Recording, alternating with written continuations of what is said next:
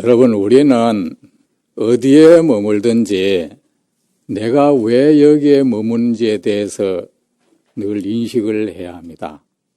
어디에 갈 때는 내가 거기에 왜 가는지, 무엇을 위해서 거기에 가는지 우리는 인식을 분명히 해야 합니다. 그렇게 인식할 때 그 의식은 살아있는 의식이 됩니다.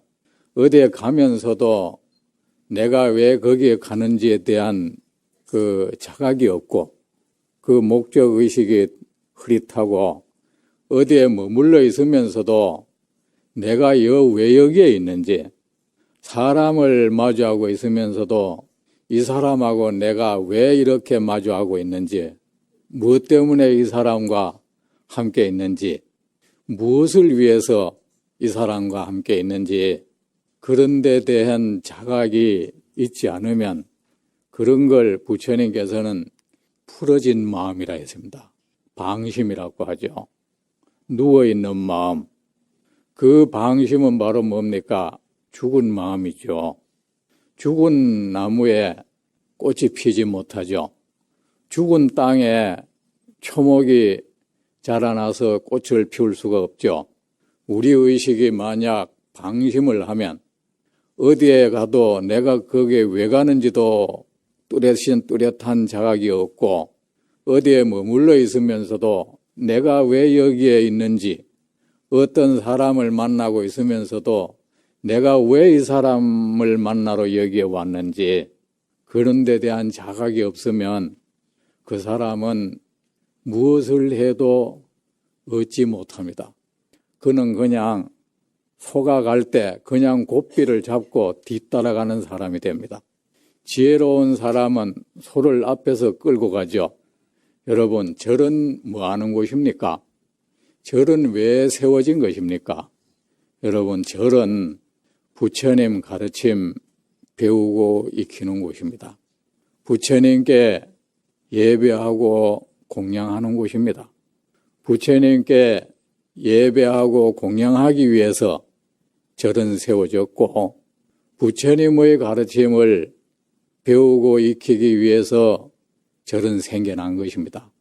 스님들은 계속 거기에 머물러 살면서 부처님께 공양하고 예배하고 부처님 가르침을 배우고 익히고, 신도님들은 집에서 왔다 갔다 하면서 부처님께 공양 예배하고 한편으로 부처님 가르침을 배우고 익히죠. 어떤 식으로 하든 그것은 똑같은 것입니다.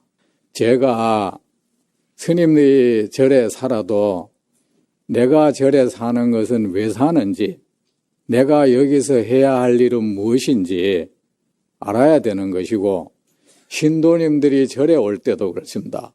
절은 무엇을 하는 곳이고, 거기에 내가 왜 가는 곳이, 왜 가며, 스님을 만나는 것은 또 왜 만나며, 거기에 대해서 확실한 스스로에게 주는 대답이 있어야 합니다.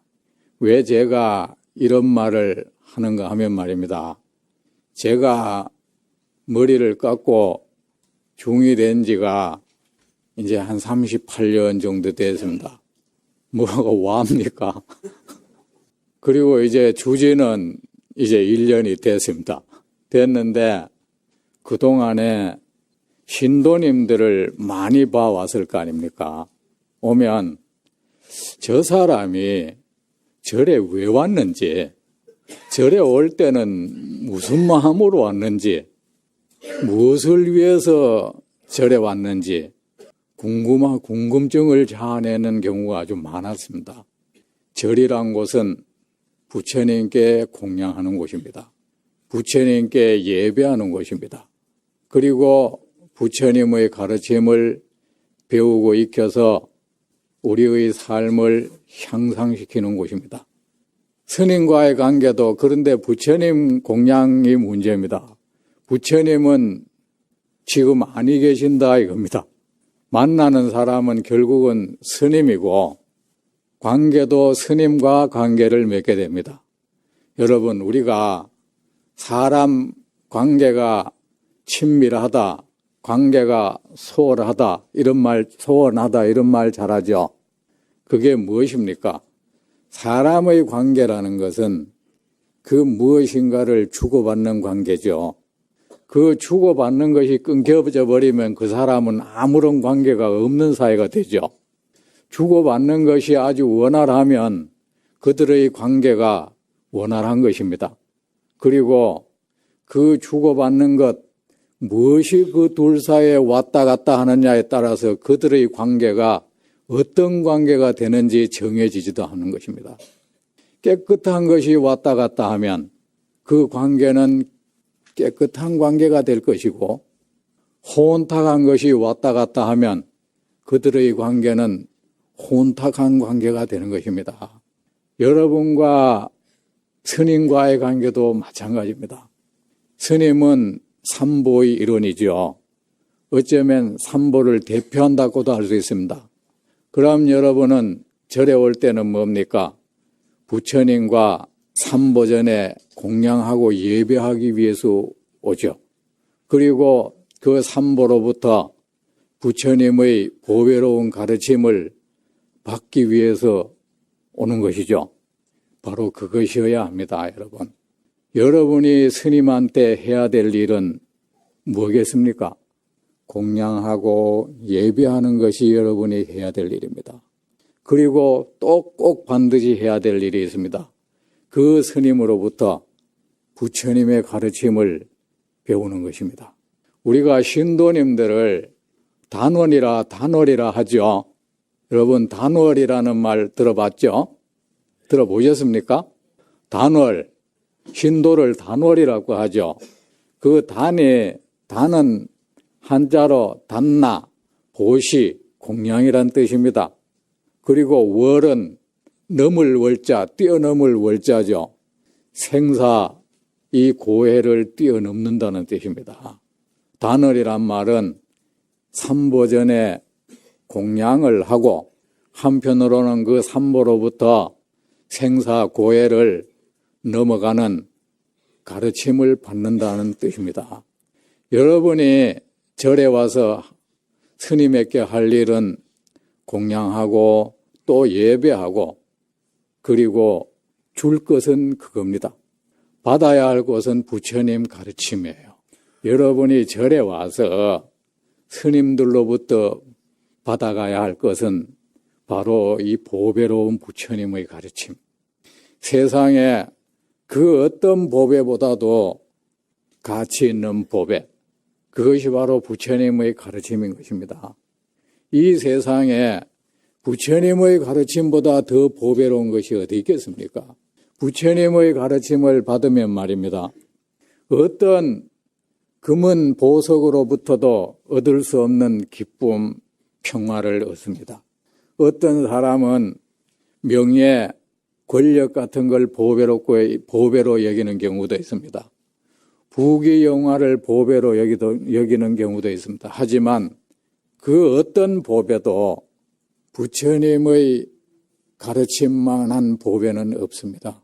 여러분이 절에 와서 가장 대접을 받는 것은 말입니다. 스님으로부터 부처님의 보배로운 가르침을 받는 것입니다. 그건 정말 대접받는 겁니다. 그런데 여러분은 절에 와서 스님들로부터 다른 걸 자꾸 받아가려고 합니다. 뭐 그림이니 붓글씨니 뭐 도자기니 하면서 그런 선물을 받으면 이 스님이 나를 특별히 생각해 주는구나. 그런 식으로 하면 스님과 여러분이 불행한 관계가 됩니다. 세속적인 관계가 되는 겁니다. 절에 와서 여러분은 버려야 할 것이 뭡니까? 세속적인 정이에요. 그런데 절에 와서 자꾸 스님하고 그런 식의 관계를 맺으면 그 세속적인 정을 점점 키워가는 것입니다. 그러면 절에 와서 절에 다니는 어떤 공덕도 없죠. 그 세속적인 정이 여러분을 이 삼계 육도를 윤회하게 만들고 가지가지 업을 짓게 만들고 여러분을 무지에 빠뜨리고 그 세속적인 정이 여러분으로 하여금 무엇이 옳고 그른지도 모르도록 만들어버리고 그 세속적인 정이 여러분으로 하여금 탐욕을 부추기고 분노를 부추기고 어리석음을 부추기고 그 세속적인 정이 여러분으로 하여금 의심이 자라나게 하고 교만스럽게 하고 온갖 잘못된 그 번뇌의 싹을 키워가는 것입니다. 세상의 보배라고 하는 그 어떤 보배를 삼천대천 세계를 가득 채워서 그 누구에게 베푼다 해도 이 경의 내 가르침 가운데 단 한마디의 말이라도 배우고 익혀서 사람들에게 준다면 그보다 더한 보시, 그보다 더 가치 있는 베풀면 없다고 했죠. 여러분은 절에 와서 무엇을 받고 싶으면 그 스님으로부터 진실되게 부처님의 가르침을 받았을 때 내가 가장 지금 대접받고 간다고 생각해야 합니다.